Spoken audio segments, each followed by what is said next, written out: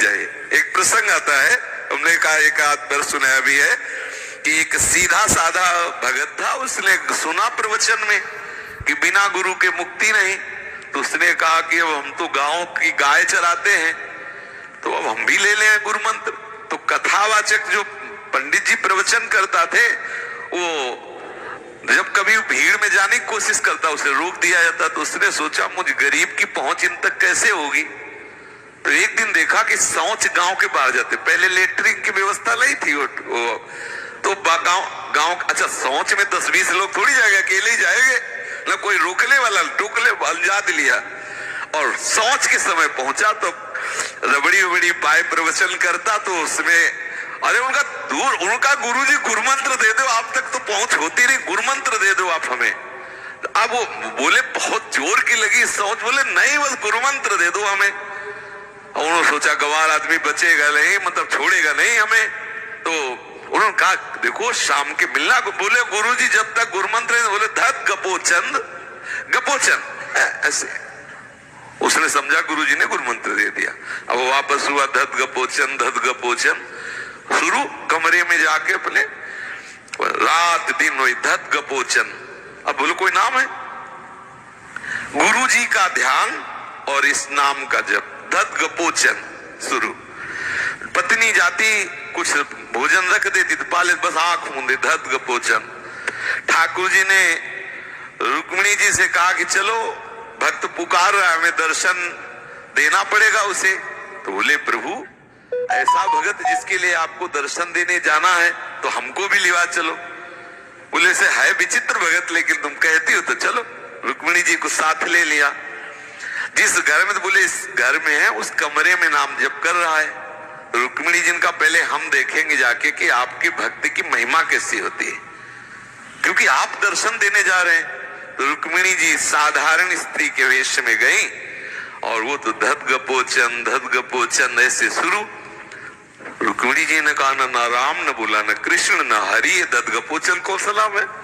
उनका ए भैया तुम किसका नाम जप रहे हो, किसका नाम जप रहे हो। तो देहाती आदमी हल्का सा खोल के देखा तो कोई स्त्री दिखाई दी, तो गुस्सा में बोला तुम्हारे खसम का नाम जप रहे, धत गपोचन। रुक्मिणी जी वापस लौट के आई, अरे बोले बड़ा जालकार है, जाल गया वो। बोले अच्छा बोले जाल गया हमें जाल गया कि आपकी हम पत्नी है, वो जाल गया। भगवान ने कहा ठीक है। बोले प्रभु आप तो बाद में जाना, पहले हमारे अंदर प्रश्न उठा है, इतने सहस्त्र नाम आपके हैं, कहीं हमने गपोचन नाम नहीं पढ़ा, ये नाम कब का है। बोले ये तो हमारा बहुत प्यारा नाम है। बोले कब का प्यारा नाम है। बोले एक बार ऐसा हुआ कि हम माखन चोरी जब अपने सखाओं के साथ कर रहे थे, तो एक गोपी ने बहुत ऊंचे में मटकी टांग दिया। तो हम एक सखा, पहले एक सखा उखल के ऊपर, उखल उल्टा करके एक सखा, उस सखा के कांधे पे हम, और फिर माखन निकाल के पा रहे थे, इतने में गोपी आ गई। अब गोपी ने कहा कि आज तो तुम बच नहीं सकते, क्योंकि उखल पे सखा, सखा के ऊपर वो कूद सकते नहीं, छोटे से गोपाल जी। तो बोले आज तुझे यशोदा मैया के पास ले जाऊंगी और आज तू पिटे बिना बचेगा नहीं। ठाकुर जी ने कहा क्यों गोपी, ये तेरा घर है। बोले लो मेरा घर नहीं तो तेरा घर। बोले सच्ची कहते गोपी, मुझे लगा कि मेरा घर है, मैं भूल गया। अच्छा बोले मान लिया तेरा घर है। कन्हैया मान लिया कि तेरा ही घर है, तो ये क्या कर रहा है। बोले जब मैं यहाँ आया तो मुझे भूख लगी, तो मैंने ऐसे देखा तो मटकी में चींटियां रेंग रही थी। मैंने सोचा मैया आएगी, चींटियां निकालेगी, बड़ा समय लगेगा, पहले मैं चींटियां निकाल देता। तो चींटियां निकाल रहा था। बोले ऐसी चींटियां निकालना तो हमने कहीं नहीं देखा, इतने इतने हाथ।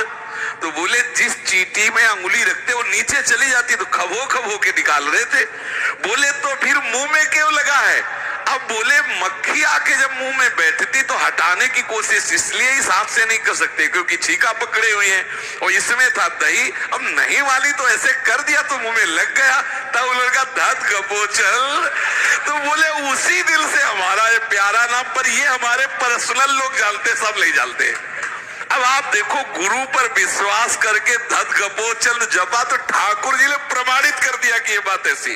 गुरु बोल दे बस वही हमें, गुरुदेव के मुख के वचन हमारे लिए मोक्ष का स्वरूप है। मंत्र मूलम गुरु वाक्यम, मंत्र का स्वरूप क्या है, जो गुरुदेव जैसा गुरुदेव आदेश करे सब